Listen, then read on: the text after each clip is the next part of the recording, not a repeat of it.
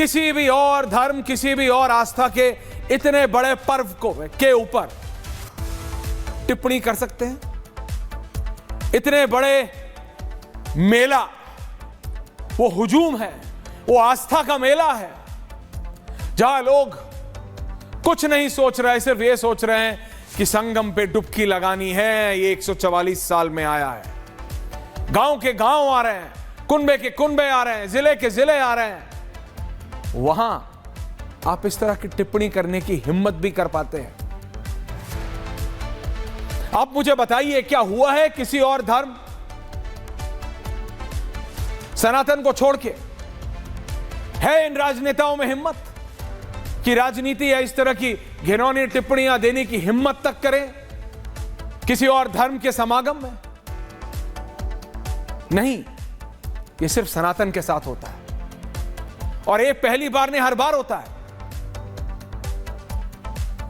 कितने और धर्मों के कितने अलग अलग चीजें होती हैं। दिक्कतें क्या वहां नहीं होती? हर जगह होती हैं। लेकिन आप देखते हैं राजनेताओं को कभी बोलते हुए नहीं।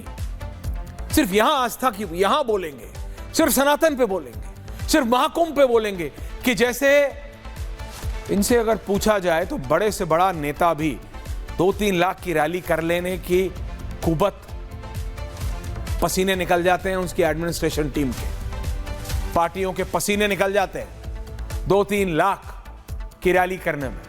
यहां 1 करोड़ आदमी रोज आ रहा है, एट एन एवरेज 1 करोड़ आदमी रोज आ रहा है, आस्था की डुबकी लगा के जा रहा है, और इन्हें राजनीति करनी है।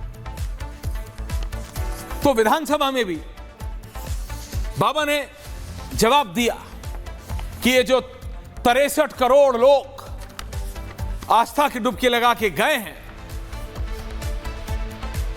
ये महत्वपूर्ण क्यों है? जरा सुनिए योगी आदित्यनाथ का ये रिएक्शन, और उसके बाद लेट्स डिबेट। योगी आदित्यनाथ।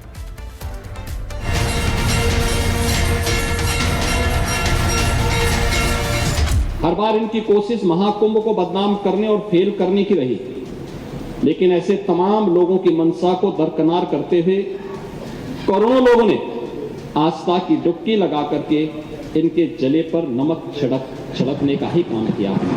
किसी ने सच कहा कि महाकुंभ में जिसने जो तलाशा उसको वह मिला। गिद्धों को केवल घास मिली, सूअरों को गंदगी मिली, संवेदनशील लोगों को रिश्तों की खूबसूरत तस्वीर मिली, आस्थावानों को पुण्य मिला, सज्जनों को सज्जनता मिली, सद्भावना वाले लोगों को जाति रहित व्यवस्था मिली, भक्तों को भगवान मिले। मतलब सबने अपने स्वभाव और चरित्र के अनुसार चीजों को देखा।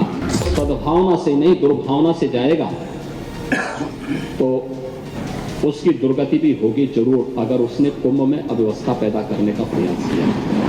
आपके समय में मुख्यमंत्री को फुर्सत नहीं थी कि उस आयोजन को देख सकें, उसकी समीक्षा कर सकें, और इसलिए उन्होंने एक नॉन सनातनी को कुंभ का प्रभारी बनाया था।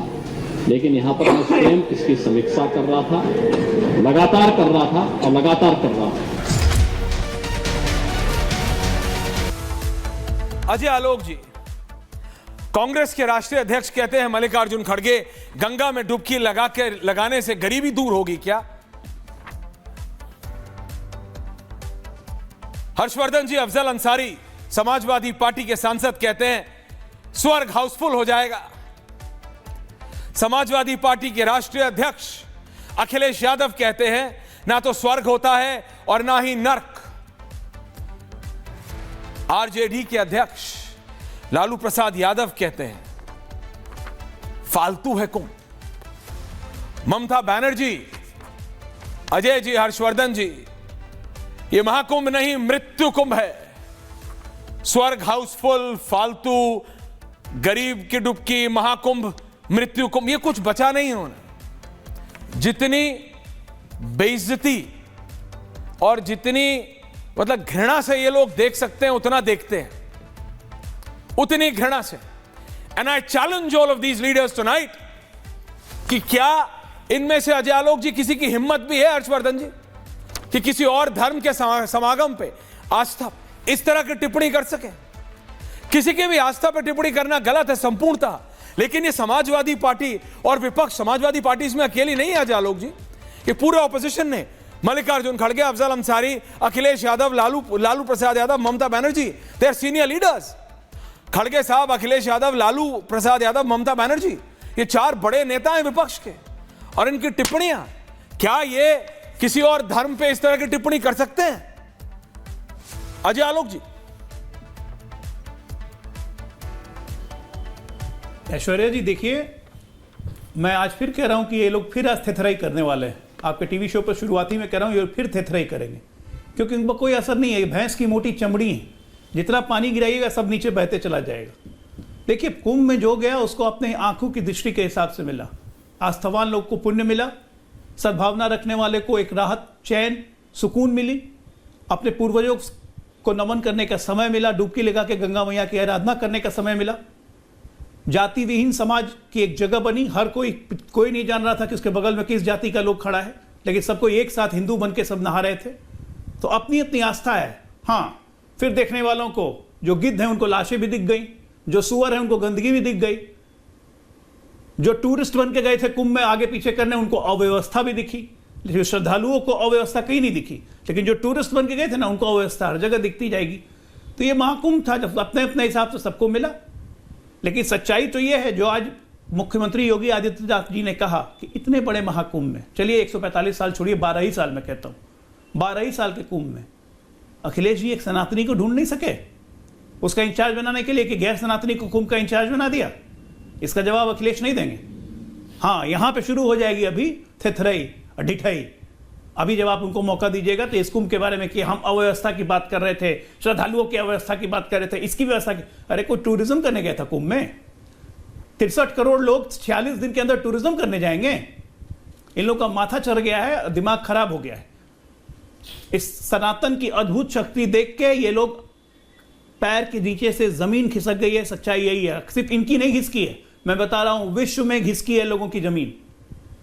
मैं आपको पहले भी कह चुका हूं ऐश्वर्या जी, वैश्विक स्तर पे हिंदू जो है 3रे नंबर पे है, कैथोलिक और इस्लाम के बाद। और इतना बड़ा हिंदू कॉन्ग्लोमरेट कभी नहीं हुआ 45 दिन के अंदर। ये पूरे विश्व का ध्यान इसने खींचा है। सुचारू रूप से जो हुआ, सुविधा जो हुई, वो सब है, लेकिन इतने ज्यादा लोगों का एक जगह जुटान कभी नहीं होता है। ये हमारे धर्म की शक्ति दिखलाता है, जिसने तमाम गैर सनातनियों के पैर के नीचे से जमीन हिला दी है। क्योंकि अब एक सनातनी दूसरे सनातनी को देख के शक्ति पाता है कि ये मेरे धर्म की ताकत है। लेकिन इनको तो धर्म पर टिप्पणी करने से बाज आएंगे नहीं। इनको मृत्यु कुंभ लगेगा, किसी को शौच से स्नान लगेगा, है ना, कि जो वहां लोग शौच से स्नान करने गए हैं, किसी को फीकल कोलिफॉर्म की मात्रा नहीं याद आने लगेगी, अंग्रेजी के टर्म सीख जाएंगे साइंटिफिक। जीवन में कभी साइंटिफिक नहीं हुए, लेकिन इसमें साइंटिफिक टर्म सीखेंगे। तो तमाम तरह की बातें हैं, जिसकी जैसी नजर वैसा वैसा दिखेगा। लेकिन अब शुरू कीजिए, थेथराई शुरू होने वाली है।